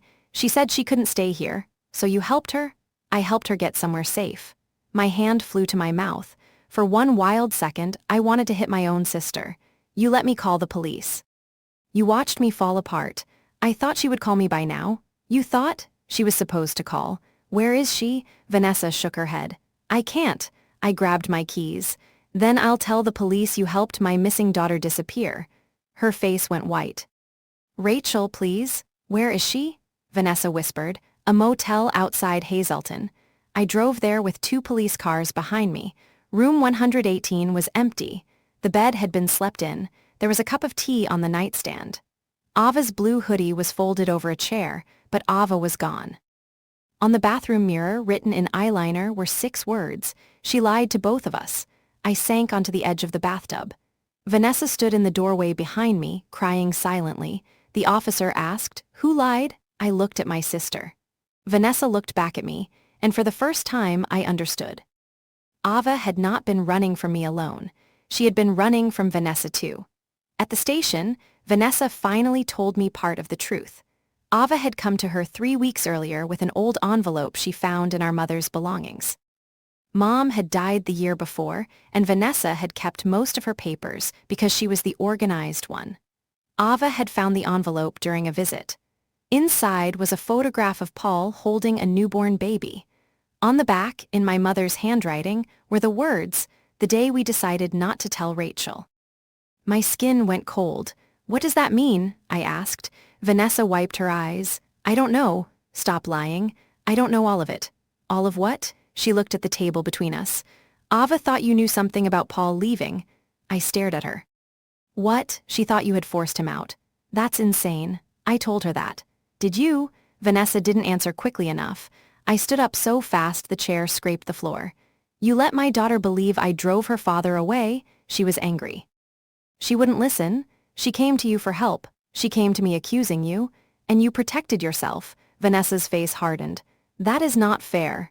There's that word again. The officer asked Vanessa for the motel receipt. She said she paid cash. He asked how Ava got there. Vanessa admitted she drove her. He asked if Ava had another destination. Vanessa said no, but her eyes moved to the left. I had known Vanessa my entire life. She lied with her eyes first. That night, I went to her house while she was still at the station. I knew where she kept her spare key. I also knew I was crossing a line. I didn't care. My daughter was missing because my sister had decided she had more right to the truth than I did. Vanessa's home office was neat, labeled, and locked. I found the key taped behind a framed photo of our mother. Inside the desk drawer were bills, insurance papers, and a folder marked estate. Behind it was another folder with no label. Inside was a copy of Ava's birth certificate. A copy, not the original, and beside it was a letter from Paul. It was dated 7 years earlier, the year he left. "Rachel deserves to know. Ava deserves to know. I will not keep pretending this was just a mistake." My hands went numb. The rest of the letter was gone. Only the first page. I searched the folder again and found a receipt for a storage unit in Vanessa's name, rented the week after Mom died. I drove there before I could talk myself out of it. The unit smelled like dust and cardboard. Most of it was Mom's old furniture. A cedar chest, 2 lamps, boxes of Christmas ornaments, and 1 plastic bin marked baby clothes. At the bottom of that bin was a sealed envelope with my name on it. Rachel, my mother's handwriting. I sat on the concrete floor and opened it. The letter inside was short, too short for the damage it caused. "Rachel, if you are reading this, then the truth has already started coming out. I told myself I was protecting you. Maybe I was protecting Vanessa. Maybe I was protecting myself. Ava was never supposed to know this before you did. Paul is not the man who walked away from his daughter. He is the man we pushed away." I could not breathe. The next page explained everything. When I was pregnant with Ava, Paul and I had separated for 6 weeks after a terrible fight. During that time, Vanessa had been living with us after her divorce. According to my mother, Vanessa had told Paul she had seen me with another man. She said the baby might not be his. Paul demanded a paternity test after Ava was born. I never knew. Mom found the test results before I did. Paul was Ava's father. But Vanessa begged Mom not to show me because she said it would destroy the family. Then Paul left, not because he didn't love Ava. Because Vanessa and Mom convinced him I had hidden the test and wanted him gone. I read the letter 3 times. Each time, the betrayal grew sharper. Vanessa had not just helped Ava run away. She had helped create the wound that made Ava run in the first place. But one question remained. Why? Why would my sister do that to me? I found the answer in the last envelope. It held a second letter. This one was from Paul to Vanessa. You told me Rachel never wanted me. You told me Ava would be better off without the confusion. I believed you because you were her sister. I will regret that for the rest of my life. Under the letter was a photograph, Paul and Vanessa, standing close, too close, taken before Ava was born. I stared at my sister's smiling face and finally saw the deepest truth. Vanessa had not lied to protect me. She had lied because she wanted my husband, and when he didn't choose her, she made sure he lost us both. My phone rang in my hand, unknown number. I answered so fast I almost dropped it. Mom, Ava, I folded over like someone had punched me. Ava, baby. Where are you? I don't know if I can tell you. Yes, you can. Did you know? Her voice was small, not angry now, terrified. No, I said. I didn't know any of it. Silence, then a sob. Aunt Vanessa said you knew. She said Dad left because of you. She said everyone lied because you couldn't handle the truth.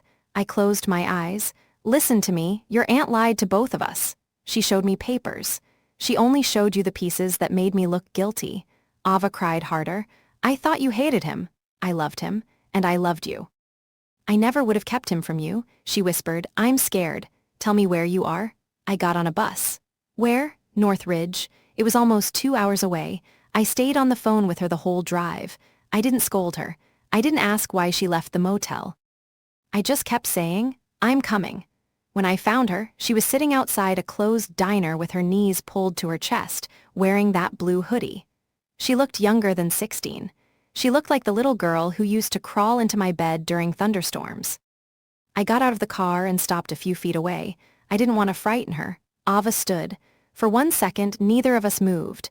Then she ran to me. I held her so tightly she squeaked. I'm sorry, she sobbed. No, baby, you came home, that's all that matters. She pulled back. Is Dad really my dad? Yes. Did he want me? The question broke me. Yes, I said.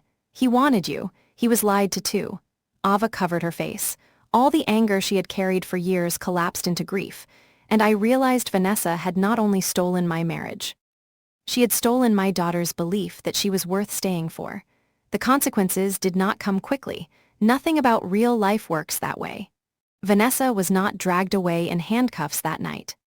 But she did face charges for helping a minor disappear and lying during a missing person investigation. The police also documented the letters, the motel, the storage unit, and the fact that she had deliberately misled both Ava and me. Our family split in half. Some relatives said Vanessa had made a terrible mistake.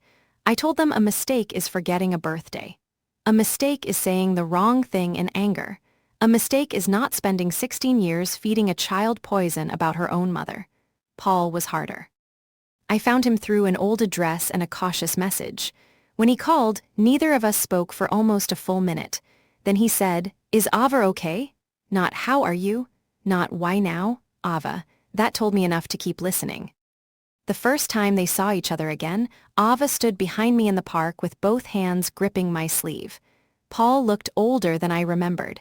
He cried before he even reached us. I never stopped loving you, he told her. Ava didn't run into his arms. That only happens in movies. She asked him why he stopped calling. He told her the truth. Not perfectly, not without shame, but honestly. He said he believed lies he should have questioned. He said he let pride and pain make decisions a father should never make. He said he was sorry without asking her to forgive him. That mattered. Healing came slowly. Ava went to counseling, so did I. Paul showed up when he said he would. At first, Ava called him Paul. Then, months later, she called him Dad by accident and pretended she hadn't. He cried in his car afterward. I knew because he texted me. Vanessa wrote letters. I did not answer them. Ava read one and threw it away. Another time, she asked if hating someone made her a bad person. I told her no. I told her hate was sometimes grief wearing armor, but I also told her she did not have to carry it forever. As for me, I stopped asking how my sister could do what she did. That question had trapped me. The better question was why I had trusted her more than I trusted my own doubts, because the signs had been there. The way Ava went quiet after visiting Vanessa. The way Vanessa always stepped in before conversations got too honest. The way she comforted me with one hand while hiding the knife with the other. My daughter disappeared on a Tuesday morning. For 2 days, I thought I had lost her. But the truth was, someone had been taking her from me for years. Piece by piece, lie by lie, and when Ava finally came home, she did not come back to the same family. She came back to a smaller one, a truer one. A family built not on secrets, but on the promise that no truth would ever again be buried just because it hurt. One night, almost a year later, Ava stood in my bedroom doorway. She was holding the silver bracelet I had given her, the one she took when she ran. I wore it the whole time, she said. I smiled carefully. I noticed it was gone. I wanted to hate you, she whispered. But I couldn't take it off. I opened my arms. This time, she came to me without hesitation. And as I held my daughter, I understood something I wished I had known sooner. The truth can destroy a family built on lies, but it can also save the people who were never supposed to survive them. My brother confessed to me the night before his wedding. The night before my brother's wedding, he knocked on my hotel room door with a bottle of champagne in one hand and a look on his face that made me forget how to breathe. It was almost midnight.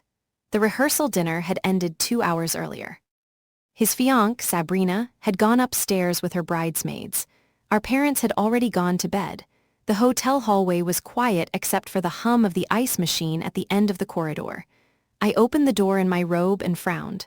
"Tyler," I said. "What are you doing?" He held up the bottle like it explained everything. "One last drink with my sister before I become somebody's husband." I almost smiled, almost, but Tyler wasn't smiling. My brother had always been good at pretending. He could charm a room, calm an argument, talk his way out of trouble before anyone realized trouble had happened. But I knew his real face. I knew the small movements other people missed. His jaw was tight. His eyes were red. His hand shook around the neck of the bottle. I stepped back and let him in. He walked past me, set the champagne on the small desk, and didn't open it. That was when I knew he hadn't come to celebrate. "What happened?" I asked. He sat on the edge of the bed and rubbed both hands over his face. For a moment, he looked 10 years younger. Not like the confident groom everyone had toasted downstairs. Like the boy who used to crawl into my room when Dad got angry and ask if he could sleep on my floor. "I need to tell you something," he said. My stomach tightened. "Okay." He stared at the carpet. "Sabrina doesn't know everything about me." I waited. People said that kind of thing before weddings. They confessed debt, old relationships, fear, cold feet. But Tyler looked like a man standing at the edge of a roof. "What doesn't she know?" I asked. He swallowed. "You remember the accident?" My body went cold. I didn't have to ask which accident. 8 years earlier, a college student named Owen Pierce had been hit by a car 2 towns over after leaving a gas station late at night. The driver fled. Owen survived, but barely. He spent months in the hospital and never walked the same way again. The case had been in the local news for weeks. No one was ever arrested. I stared at my brother. "Why are you bringing that up?" Tyler looked at me then, and I knew before he said it. It was me. The room seemed to tilt. I sat down slowly in the chair by the window. "No," I said. He nodded once. "I was driving." My first thought was stupid and childish. Not Tyler, not my brother, not the boy who made pancakes for me when I was sick, not the man who cried during Mom's surgery. Not the groom whose wedding dress code Sabrina had printed on tiny cream-colored cards tied with ribbon. But he was watching me with the exhausted relief of someone who had carried a secret too long. "You hit him," I whispered. "I didn't see him until it was too late. And you left?" His face twisted. I panicked. I stood up so fast the chair hit the wall. "You panicked?" I was 22. He was lying in the road. "I know. You left him there." I know, the words came out of him flat and broken. That made it worse. If he had defended himself, I could have screamed. If he had cried, I could have hated him. But he just sat there, empty and pale, like he had already punished himself for years and expected me to finish the job. "Why tell me now?" I asked. He looked toward the door as if Sabrina might appear on the other side. "Because I can't marry her with this between us." "Then tell her." His eyes snapped back to mine. "I can't." I laughed once, sharp and humorless. "You just said you can't marry her without telling her." "I said I can't marry her with this between us." "That is not the same thing." He stood. "I need you to help me." "No, you don't even know what I'm asking." "I know enough." He walked toward me, lowering his voice. "There's a letter." "What letter?" "I wrote a confession." For 1 second I felt relief, then I saw his face. "You didn't bring that letter here for me to read," I said. He didn't answer. My throat tightened. "You brought it here for me to hide." He looked away. That was the moment my heartbreak changed into anger. Not because he had made a terrible choice 8 years ago, because he was making another one right in front of me. "You want me to protect you," I said. "I want one day, after the wedding I'll tell her." "No, you won't." "Yes, I will." "Then tell her tonight." His voice cracked. "She'll leave me." I stared at him. "She deserves the choice." "And what about Mom?" he snapped. "What about Dad? What about Sabrina's family? What about tomorrow? You want me to destroy everyone?" "You already did." He flinched like I had slapped him. For a moment, neither of us moved. Then he reached into the inside pocket of his suit jacket and pulled out an envelope. My name was written on the front, not Sabrina's, mine. I didn't take it. "What is that?" "My confession." "Why is my name on it?" "Because I trust you." "No," I said. "You trust me to carry what you don't want to carry." His eyes filled. I was scared. So was Owen Pierce. The name hung between us. Tyler sank back onto the bed. I know, I wanted to throw him out. Instead, I looked at the envelope. It was thick, too thick for one page. "What's in it?" "Everything." "Everything about that night?" He hesitated, and there it was. The first crack. I had known Tyler my whole life. He hesitated only when he was deciding how much truth to give. "What else?" I asked. He rubbed his thumb over the edge of the envelope. I wasn't alone. My anger went quiet. "What?" "There was someone else in the car." I stepped closer. "Who?" He shook his head. "I can't tell you. You came to my room at midnight, confessed to a hit-and-run, asked me to hide evidence, and now you're keeping part of it secret? It's not that simple. It never is with you." He looked up, wounded. I didn't care. "Who was in the car?" He pressed the envelope into my hand. "Read it after the wedding." I shoved it back against his chest. "No, please." "No," he grabbed my wrist. Not hard, just desperate. "Jenna, please." I froze. My name in his mouth sounded different that night, like a plea, like a trap. "You have until sunrise," I said. "Tell Sabrina yourself, or I will." His hand dropped. He stared at me as if I had become a stranger. "You'd really do that?" "Yes. To your own brother." I looked at the envelope between us. "You should have asked yourself that before you came here." He left without the champagne. I didn't sleep. I sat on the edge of the bed, staring at the envelope he had dropped on the desk before walking out. For an hour, I didn't touch it. Then I told myself I had no choice. That was the first lie I told myself that night. The truth was worse. I wanted to know. I opened it. The first page was exactly what he said it was. A confession. He wrote that he had been driving on Miller Road at 11:43 p.m. on October 18th, 8 years earlier. He wrote that he had been drinking. He wrote that he hit Owen Pierce near the shoulder and kept driving. My hands shook so badly I had to put the page down. Then I read the second page. That was where the story changed. Tyler wrote that the passenger had screamed at him to stop. The passenger had tried to grab the wheel. The passenger had wanted to call 911. Then came the line that made my chest close. "I did not stop because Dad told me not to." I read it again. Then again. "Dad, our father hadn't been in the car. He couldn't have been. At least, that was what my mind kept insisting, because the alternative did not fit inside the family I thought I had." I flipped the page. Tyler wrote that he had called Dad minutes after the accident. Dad had arrived before the police. Dad had taken Tyler's keys, driven the damaged car away, and told Tyler to go home. The next morning, Dad reported the car stolen. 3 days later, it was found burned near an abandoned quarry.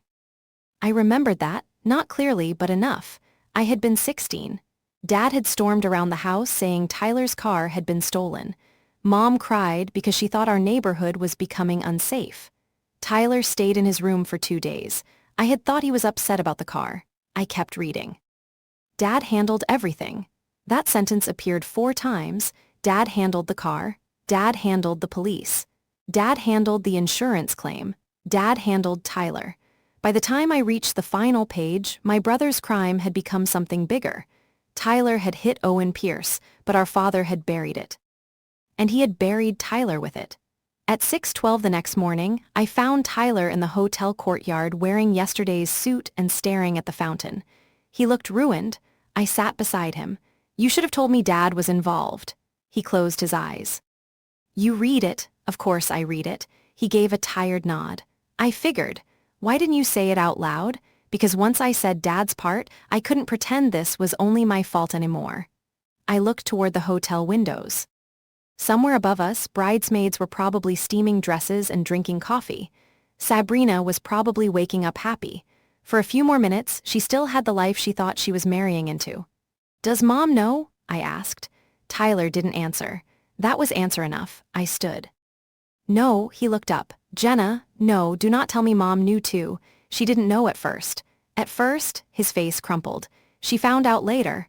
When, after the insurance investigator came. I sat back down slowly. What insurance investigator? Tyler stared at the fountain. Dad filed the stolen car claim. The insurance company sent someone. He asked too many questions. Dad got nervous. What did Mom do? She gave Dad an alibi. My mind jumped back through 8 years of ordinary family dinners. Dad carving turkey. Mom asking Tyler if he wanted seconds. Me complaining about school, all of us sitting around the same table while this lived underneath us. She lied for him, I said. She thought she was protecting me. No, she was protecting Dad. Tyler looked at me then. Something in his expression made my skin prickle. What? He looked away. Dad said if the truth came out, I'd go to prison. You might have. He said my life would be over. I waited. And, Tyler's voice dropped. He said yours would be too.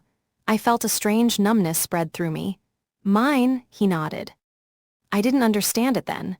What does that mean? He rubbed his hands together. After the accident, Dad used money to make problems disappear. What money? He looked sick. The college fund. At first, the words meant nothing. Then they meant everything. My college fund. The account my grandparents had left for me. The account Dad told me had been drained by market losses. The account that forced me to take loans, work nights, and give up the private university I had dreamed about since I was 12. I stood so quickly my vision blurred. No, I didn't know until later. No, I swear I didn't know. I walked away from him because I was afraid of what I would say if I stayed. He followed me across the courtyard. Jenna, please. I turned on him. My whole life changed because of that money. I know. No, you don't. You still went to college, you still got help, you still got to start over. His eyes filled. Dad said he was using it for a lawyer. Was he? Tyler looked down. No, the courtyard went still. What did he use it for? To pay someone at the repair shop. My stomach turned. What repair shop? The place that stripped the car before Dad burned it. For the first time, I understood why Tyler had come to me. Not because he was ready to confess. Because the wedding had forced every buried thing to rise at once, and he wanted me to decide which truth mattered most. His crime, Dad's cover-up, Mom's lie, my stolen future, Sabrina's right to know, all of it was one betrayal, the same night, the same decision, the same family choosing silence over and over until silence became our inheritance. I walked back into the hotel without answering him. In the elevator, I called my mother. She answered on the second ring, cheerful and breathless. Good morning, honey. Are you dressed? The photographer moved family portraits up to 10. Did you know Dad used my college fund to cover up Tyler's accident? Silence. Not confusion. Not shock. Silence. My last hope died in it. Where are you? She asked quietly. In the elevator. Come to our room. No, answer me. Not over the phone. The elevator doors opened. Guests in floral dresses and suits stepped in smiling. I stepped out and walked straight to my parents' suite. Mom opened the door before I knocked. She was already dressed for the wedding, wearing a pale blue dress and pearl earrings. Her makeup was perfect except for the fear in her eyes. Dad stood near the window in his shirt sleeves. He did not look afraid. He looked annoyed. That told me more than anything. Tyler talked, Dad said, not asked, said. Mom closed the door behind me. I looked at my father. Did you take my college fund? He sighed. Lower your voice. Did you? It was family money. It was mine. It saved your brother. It paid for cover-up. Dad's jaw tightened. You were 16. You don't understand what that situation was. I understand a man was left in the road. Mom flinched. Dad pointed at me. Your brother made one mistake, and you made it a family business. His face hardened. There is no reason to destroy his life now. He is getting married in 4 hours. Exactly. Sabrina doesn't know. She doesn't need to. I stared at him. That was the midpoint where everything inside me rearranged. Until then, I had thought this secret had consumed my brother and trapped my parents. But standing in that hotel room, listening to my father speak, I realized Tyler wasn't the only one trying to survive the past. Dad had built a life around controlling it, and he expected all of us to keep paying. Mom reached for my hand. Honey, we were protecting the family. I pulled away. No, you were protecting the story. Her eyes filled with tears. Your brother wouldn't have survived prison. And Owen, she looked down. I turned back to Dad. What else did you do? He laughed once. Enough. What else? His expression changed. Just slightly, but I saw it. So did Mom. She whispered, Richard. He shot her a look. My father's name sounded strange in her mouth then. Not like a husband, like a warning. I stepped closer. You didn't just destroy the car, did you? Dad said nothing. Mom sat down slowly on the edge of the bed, and that was when I knew the deepest part was still coming. Mom, I said. What did he do? She pressed a hand to her mouth. Dad's voice turned cold. Do not start rewriting history because your daughter is emotional. Mom looked at me with a grief so old it seemed carved into her face. The witness, she whispered. My heart started pounding. What witness? Dad turned away. Mom kept going. There was a woman at the gas station. She saw Tyler's car leave right before the accident. She didn't see the impact, but she remembered the bumper sticker, the one from his college. I remembered that sticker, blue and gold, peeled at the corner. What happened to her? I asked. Dad said, nothing happened to her. Mom's voice broke. Your father convinced her she was mistaken. How? Mom looked at Dad. He didn't move. How? I repeated. He told her Tyler had been home all night, Mom said. He said if she gave a false statement, she could ruin a young man's life. That's not convincing. That's pressure. There was more. Dad turned around. That is enough. Mom stood, trembling now. No, it was enough 8 years ago. Dad's face went red. Sit down. For the first time in my life, my mother did not obey him. She worked for the school district, Mom said. Temporary position. Your father knew someone on the board. 2 weeks after she spoke to the police, her contract wasn't renewed. I felt sick. Dad scoffed. That had nothing to do with me. Mom looked at him. You told me it had everything to do with you. The room went silent. That was the final shape of the betrayal. Tyler had hit Owen. Dad had erased the evidence. Mom had lied. My money had paid for it. And an innocent woman had lost her job because she told the truth too close to our family. I thought of Sabrina upstairs, probably laughing with her friends. I thought of Owen Pierce, rebuilding a life from a road my brother had left him on. I thought of the witness, punished for remembering. And then I thought of myself at 17, opening a college rejection letter I had never sent because I already knew I couldn't afford to go. All those years, I had believed life had disappointed me, but it was my family. My family had chosen Tyler's future by stealing pieces of everyone else's. Dad walked toward me. You will not ruin this wedding. His voice was low, controlled, familiar, the voice that ended arguments in our house, the voice that taught us silence was safety. I looked at him and felt something inside me finally detach. You don't get to give me orders anymore. Mom whispered my name. I turned to her. You have one chance to do the right thing. She began to cry. Dad laughed. She won't. Mom closed her eyes. Then she reached for her purse on the chair. Dad's smile disappeared. "What are you doing?" Mom pulled out her phone. "I kept the messages." His face drained. "What messages?" I asked. Mom looked at me. "From the repair shop. From the man your father paid. From your father after the witness went to the police." Dad lunged for the phone. I stepped between them. For one terrible second, I thought he might push me. Then Tyler appeared in the doorway. He must have heard the shouting from the hall. He looked from Dad to Mom to me. "What's going on?" Mom held the phone to her chest. "Your father lied to all of us." Dad snapped. "I saved you." Tyler stared at him. "No," he said quietly. "You owned me." Dad's face twisted. Tyler stepped into the room. "You told me I could never confess because Jenna would lose everything if I did, but she already had." Dad said nothing.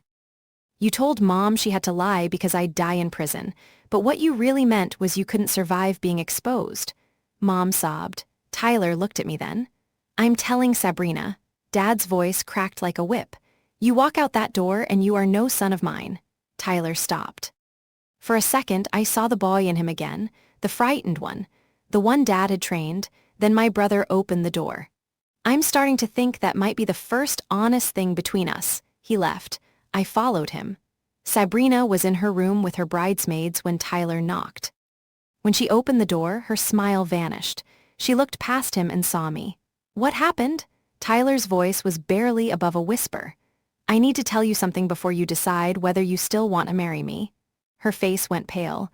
The bridesmaids left without being asked. "I stayed only because Tyler asked me to," he told her. Not perfectly, not beautifully, but completely. He told her about the accident. The drinking, the panic, Dad, the car, Mom's alibi, my college fund, the witness. Sabrina did not cry at first. She sat very still, holding the belt of her robe in both hands. When Tyler finished, she asked one question. "Were you ever going to tell me if your sister hadn't forced you?" Tyler looked at me, then back at her. "I don't know." That was the first answer he gave that I believed completely. Sabrina nodded, then she removed her engagement ring and set it on the table. "I can't marry someone who needed a deadline to become honest." Tyler lowered his head. "I understand. I don't think you do," she said, "but maybe someday you will." The wedding was canceled before noon. Guests whispered in the lobby. Flowers were carried back out to vans. The cake remained untouched in the hotel kitchen. Dad disappeared before the police arrived. Mom gave them her phone. Tyler gave them the envelope. I gave them everything I knew. Months passed before the legal consequences settled. Tyler was charged for the hit-and-run and for lying during the original investigation. Because he confessed, cooperated, and helped expose the cover-up, his sentence was not as severe as I expected, but it was real. Dad faced more charges than Tyler did: obstruction, insurance fraud, witness intimidation, destruction of evidence. For the first time in my life, he could not talk his way out of a room. Mom was charged too. She accepted a plea for the false alibi and testified against him. People asked me if that made me happy. It didn't. Justice did not feel like happiness. It felt like a house finally collapsing after years of termites. Necessary, awful, overdue. Owen Pierce came to one hearing. He walked with a cane. Tyler saw him across the courthouse hallway and broke down before he could speak. Owen did not forgive him. I was glad. Not because I wanted Tyler to suffer forever, but because forgiveness should never be another thing our family demanded from the people we hurt. Sabrina moved away 6 weeks later. She sent me one message before she left. "Thank you for telling the truth before I became part of the lie." I read that message more times than I admitted. As for me, I sued my father for the money he took from my college fund. It was not about tuition anymore. It was about naming the theft. It was about looking at the hole in my life and refusing to call it bad luck. The settlement did not give me back the years I lost. It did not give me the university I missed or the life I might have had. But it gave me something I had never had in my family: a record. A legal document that said what happened, a line between truth and story. Tyler wrote to me from prison. The first letter came 3 months after sentencing. I almost threw it away. Instead, I opened it at my kitchen table. He did not ask for forgiveness. He did not ask me to visit. He wrote about Owen, about Sabrina, about me. About the night he knocked on my hotel room door and still hoped I would save him from the truth. At the end, he wrote one sentence that stayed with me. I thought confession would destroy my life, but silence already had. I folded the letter and put it back in the envelope. I didn't write back right away. Maybe I will someday. Maybe I won't. That is the part people don't understand about betrayal. The truth does not magically heal everything. Sometimes it only gives you the first clean wound. But that wound can finally close. The night before my brother's wedding, he came to my door asking me to protect his secret. For most of my life, that was what our family called love, protection, loyalty, keeping things quiet. But love that requires silence is not love. It is control with nicer wrapping. My brother confessed because he was afraid to become a husband with a lie between them. He didn't realize the lie was never just between him and Sabrina. It was between all of us. It had been sitting at every birthday dinner, every holiday table, every proud family photo. And once I saw it, I could not unsee it. So I did the one thing nobody in my family had done 8 years earlier. I stopped protecting the person who ran, and I stood with the people left in the road.